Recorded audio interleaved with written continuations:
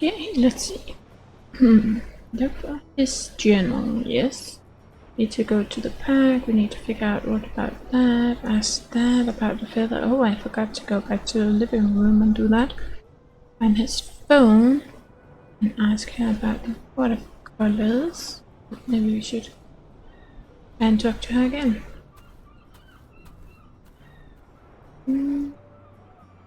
How long have you been keeping these watercolors? I've been stashing them away ever since Mom disappeared. You know how it was. She would leave them everywhere, so I just started picking them up. One from the living room, one from her bedside table, one from the volunteer desk at the park. They're really bad about locking that door, by the way. I didn't realize you liked her paintings. Yeah, well, it's not so much that I'm an art freak. More that I like touching this paper and knowing that she touched it, too. It reminds me of her. I know, that's sentimental of me. Well... Oh, shut up. Why do you keep them out here? Doesn't the weather trash them? I keep them in that hollow so they don't fall apart, but yes, a little bit. You can see where the water damage is. I actually prefer it that way, though. The environment is leaving its mark on her work. Complicating it. Deepening it, I think. That's actually sort of beautiful. Oh, come on. Don't go getting all daydreamy on me. I'm just doing it because it feels right. So, which one is your favorite?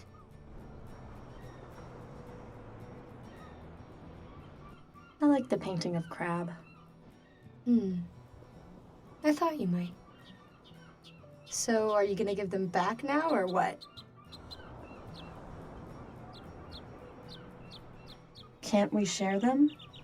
Well, I guess. Here. You hold on to them for now. You seem pretty unsettled today. I'll talk to you later, okay? Okay. If you keep going down the walkway, you'll get closer to Uncle Thomas's house. When Vi and I lived there this year, I would sneak down here sometimes. I've never really snuck out before, but sometimes I just wanted to pretend like none of this past year was happening. So that means you can't go down that way? What can we find over here then? Didn't really show us anything new, did it? The walkway, the litter. Follow the walkway, that's where we came from. Oh, deep water.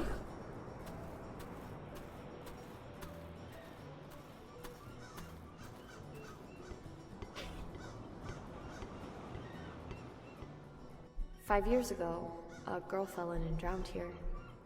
Her name was Danielle, I think. I didn't know her. She'd been drinking with some friends and smoking too, and it began to rain so hard that she slipped sideways through the holes in the railings. The current was so strong that her heart stopped beating before they pulled her out of the water." Bad. If you keep going down the walkway, you'll get closer to Uncle Thomas's house. When Vi and I lived there...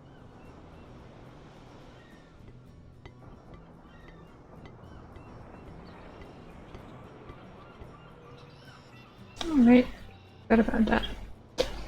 And needed to find...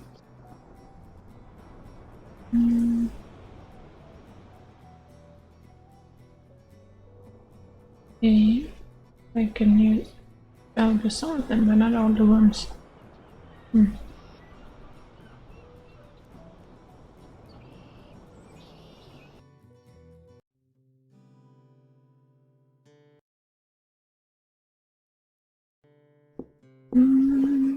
Dining room, living room.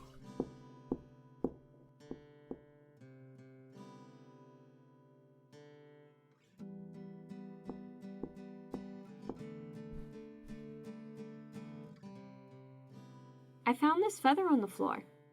Do you know how it got here?" What? A swan feather was lying there, just like that? I think I've seen feathers like that around here before. What do you mean? Oh, I've just noticed them here and there. There was one on the back porch once, and a few in the closet upstairs. I found them when I was borrowing a dress from Mom last year. That's ridiculous. I'm sure we'll never know how those feathers got there. In any case, I better get back to my reading.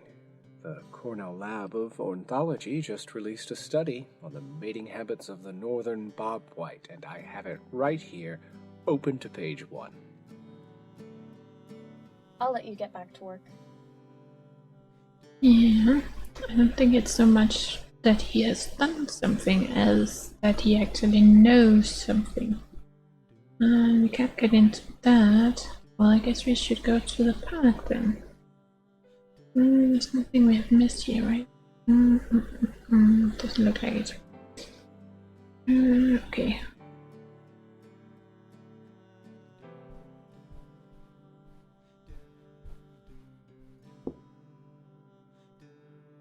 Oh. There are still bloodstains there from the time I tripped and hit my head on the front walk. That was 10 years ago.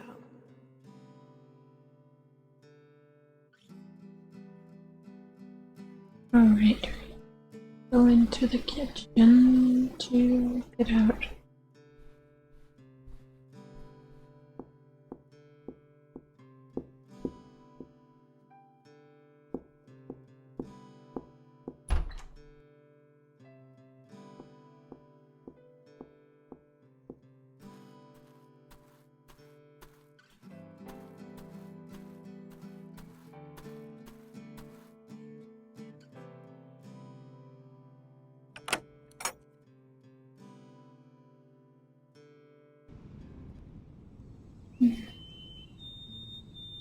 Are closed. In the summer, this lot would be filled up with people coming to fish or sunbathe or play pickup soccer games. But the crowd drops off during the winter. People huddle in their houses, like rabbits, sort of. Oh, that's not really what I wanted. Đây. Mình có mark hả? Memorial. Second volunteer.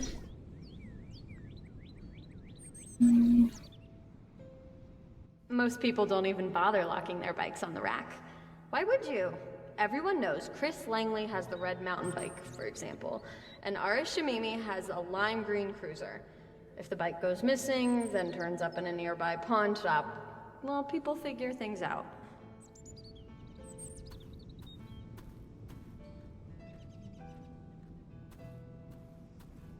The map is useful for tourists, I guess, but most people who are from here know to orient themselves using the bay, like a liquid compass.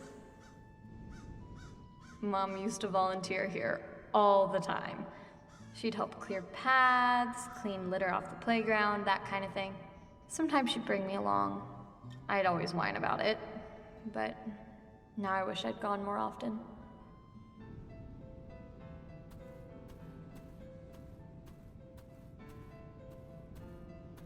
The Simmonses are like the Rockefellers of Aylen County. Or they used to be, anyway, 50 years ago. Most of them have moved away now, I think. Sally Teresa 3 Simmons Memorial Trail. Before becoming a park, this property was part of the estate of the Simmons family. During the late 1700s and 1800s, it housed a plantation, Beauvoir, which was captured by the Union and used to sporadically quarter troops until 1864. It was burned to the ground in February of 1864, likely as an act of retaliation by the Union Army. In 1905, Henry Simmons used the wealth he'd amassed as a fishery magnate to build a Gilded Age estate, which he named Tintagel. Simmons abandoned the house after the disappearance of his wife, but remained inhabited by his niece, Twee Simmons and her family. In 1980, Twee's son Prescott donated the land to Avon County. Tintagel was disassembled and reassembled in the center of Abbott's Landing, where it still stands today. Some kind of coincidence. Someone's wife also disappeared. Huh. Interesting.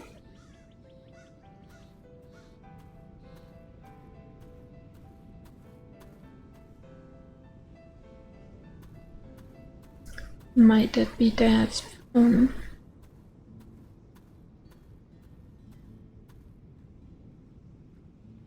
Someone dropped their... Wait, isn't that Dad's? Leave text. Lina Garrett, Sasha Williamson. That was Sasha. That was the mom's best friend, right? Violet Garrett.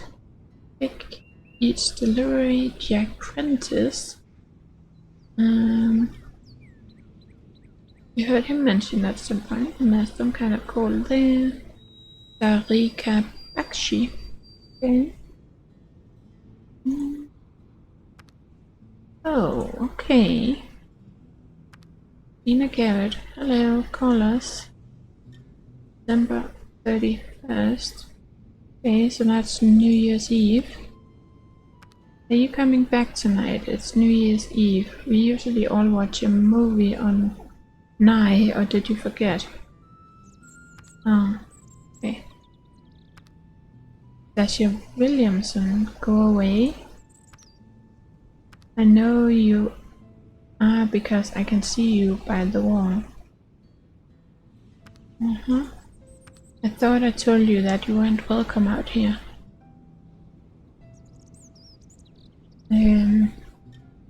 Maybe I should call Sasha and ask what this was all about. Just wait a little. Okay. So is she by the wall? The wall is out here. Huh. Violet Garrett, I'll come home when I'm ready. Don't nag me, you don't have to write. A typical teenage and reply. Thanks for using Quick Eats. We received an order for General Tso's chicken, edamame and green tea, totaling $11.56. I expect your delivery around blah blah blah. Okay. Happy early New Year's, Robbie. Haven't seen you in a while. Want to grab a drink sometime soon? Was Jack his colleague or something? I can't remember. Hi Robert, this is Rachel Johnson from the Avon Gazette. I'm writing an article on Vivian Garrett's disappearance and wanted to talk to you about it. Can you give me a call when you have a chance? I don't know if her name was one of the names in the newspaper. Are you the one who keeps leaving the lights on in the lab at night? Okay, so that's definitely a colleague, it seems. Okay. Oh, okay, so now I have a phone I can use. Okay, can I... Maybe I should call Sasha and ask what this was all about.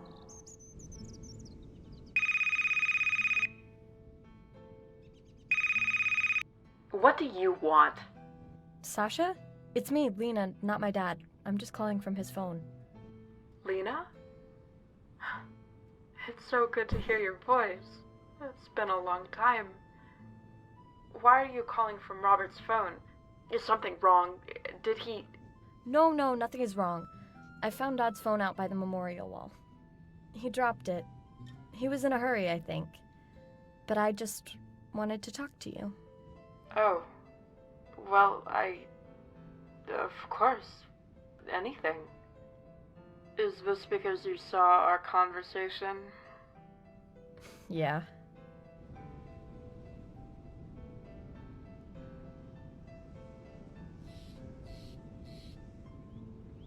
He's just a person, Sasha. He wasn't doing anything wrong, being out here. Look, yes, He is a person, but one who has a lot to answer for, and he hasn't even begun answering for it yet. What is it you think he did to my mother? Isn't it obvious to you what he'd... Lina, Vivian was my best friend. You're her little girl, and I would fight for you just like I'd fight for Sarah if she were ever in any trouble. I know your dad doesn't like me to talk to you much anymore. He said that? Honey, why else would I stay away from your house like I have been? I'm afraid for you. All four of you, because I don't know if your father drove your mother away or if he hurt her, but he's not a normal man. The pain he caused your mother.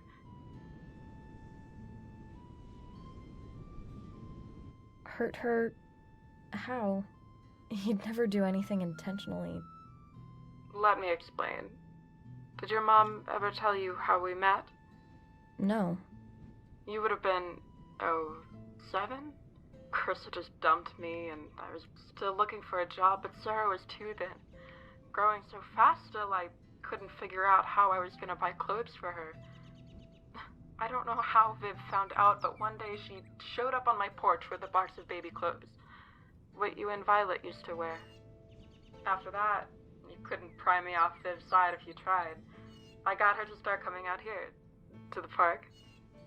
But then Viv started to change, to get depressed.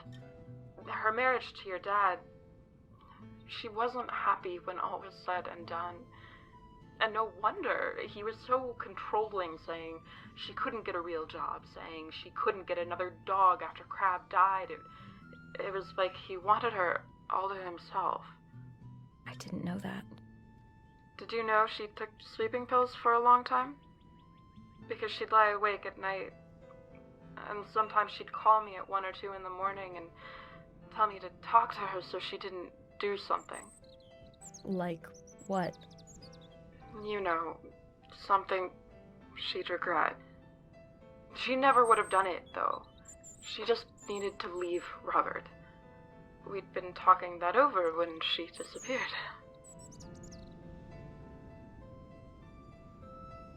What if she just left without telling you? Look, I don't know. It's been a year now. I keep going back and forth. Sarah, did you just drop that mug? Sorry, Mom. No, I told you not to. I'm sorry, Lina. I have to go. Maybe I shouldn't have been telling you all this anyway, but I miss you. Tell your sisters and brother I love them. And call me back sometime. From your phone, okay? Okay. Interesting. They hold camps here in the spring and summer so that kids can learn about food chains and wildlife preservation. Kids of volunteers got to go for half the regular price, so we all went every summer until we aged out. Mom would pack us a lunch, and we'd eat it here with all the other kids. Always the same thing, an apple, a clementine, and a PB&J. She was creative with plenty of stuff, but not packed lunches. Soccer field. Not that. Oh, okay, and that's a parking lot. Okay.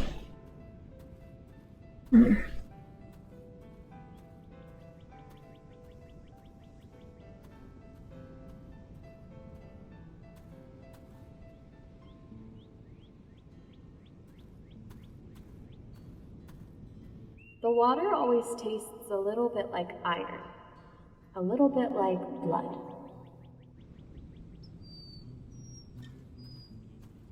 The bathrooms are the size of porta potties, but at least they have soap.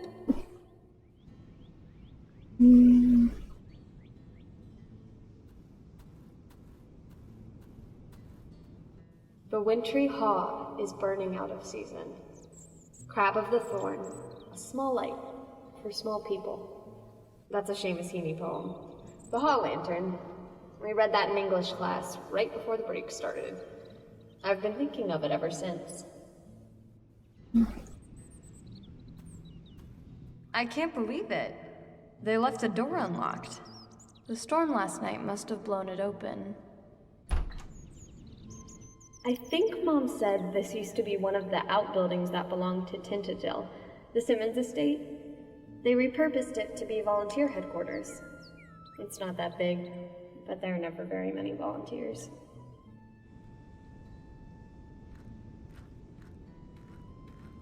If you come in at least one day a week, you get a cubby here to keep your gardening gloves and your water bottle.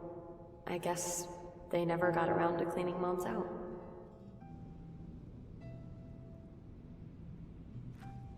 She always bought organic bug spray. An aromatherapy blend, not anything with DEET. This one had rosemary, lavender, cedarwood, and lemon eucalyptus oil. I wonder if it actually worked. Another part of Dad's journal. Did Mom put this here before she disappeared?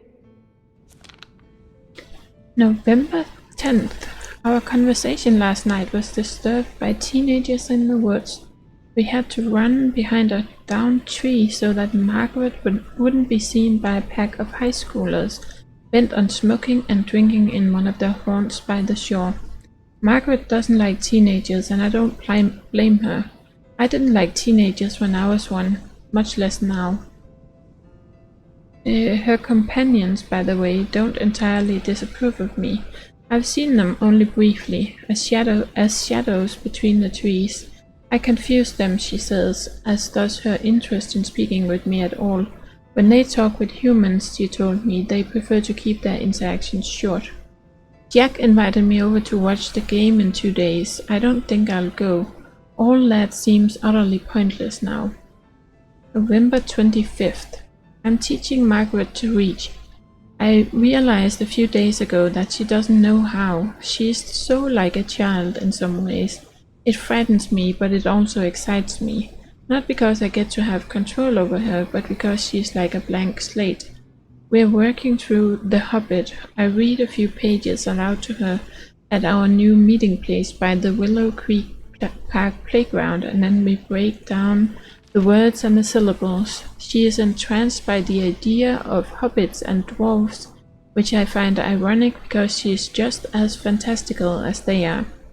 I still wonder every day if I'm having delusions, if I'm imagining all this and sitting by myself in the woods talking to nobody. For the first time in my life, the quality of my work is suffering. I don't care. December 13th. Here are some adjectives that describe Margaret. Curious, good-natured, strange, intellectual, artistic, friendly, beautiful, beautiful, beautiful. She makes me want to write poetry. I've never wanted to write poetry before in my life.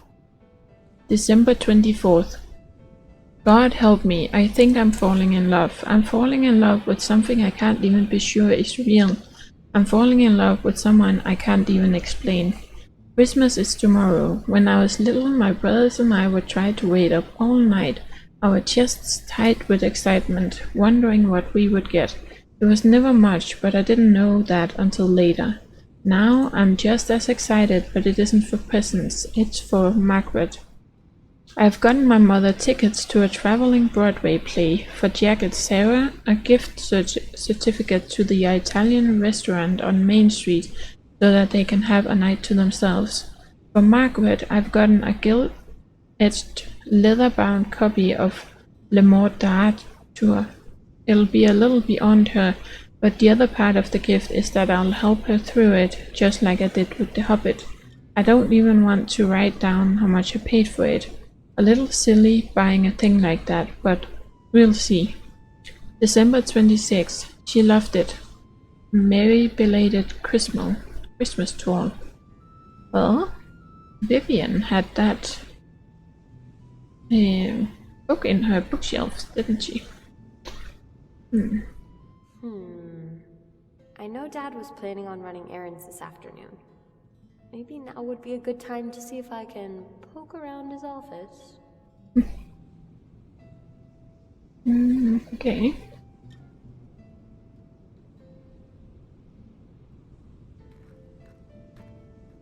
Sasha, the volunteer coordinator, calls all the volunteers inside for lemonade and cookies during the afternoon. That's why I always liked her when I was younger. In my expert opinion, these were once snickerdoodles. I bet Ginger made them. She's a fantastic baker.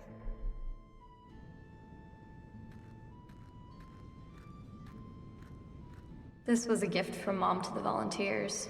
It's her favorite poem. All Yeats's fairies, glimmering midnights. Man, she loves that stuff. The Lake Isle of Innisfree, is that what it says? By W.B. Yeats.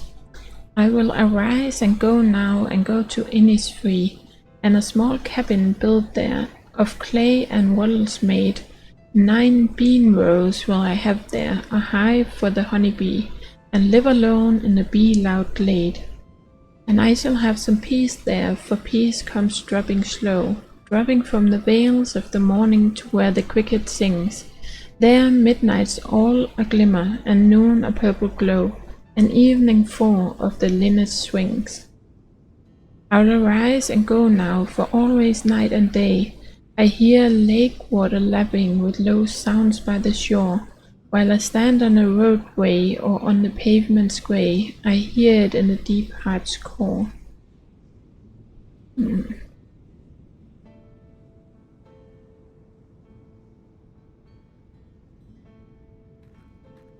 That's where they keep all the equipment. Rakes, hoes, trash pickers, wheelbarrows, that kind of thing. Okay, so there was nothing else here, right? Nope. Okay.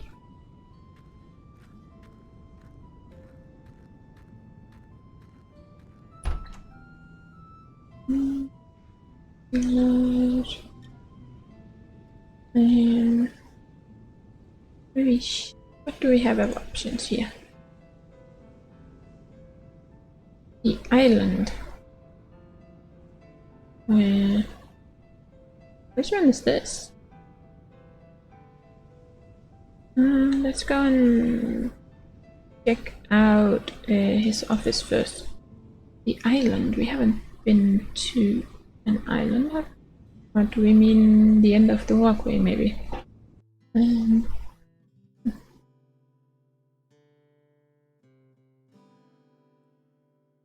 Hi, Lina. It's Sasha. I figured I should call back once I'd gotten everything straightened out at home, but I guess you didn't hear your phone ringing. Anyway, I just wanted to apologize for dumping all that on you. I know we haven't had any chances to talk since you went to go live with your uncle, and I didn't know if you'd even want to talk to me since I came out pretty hard against your dad from the beginning. But maybe now you understand why. When I heard that all of you were leaving your aunts and uncles' houses to go back to living with Robert, that was when I should have said something to you. About me being afraid for you all, I mean. Even so, it would take a lot to change my mind about the kind of guy your dad is, but I didn't mean to say he definitely killed your mom. I know the charges were dropped, I get this guilty feeling from him. We'll talk again soon, I hope, but just know that you're always welcome in my house, Lina. You have friends in this town.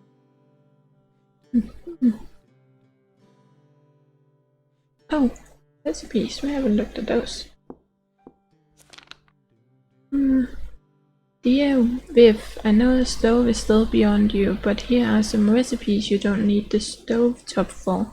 I know you can master this whole cooking thing. After reading and writing, this is nothing. Love, Robert. Okay.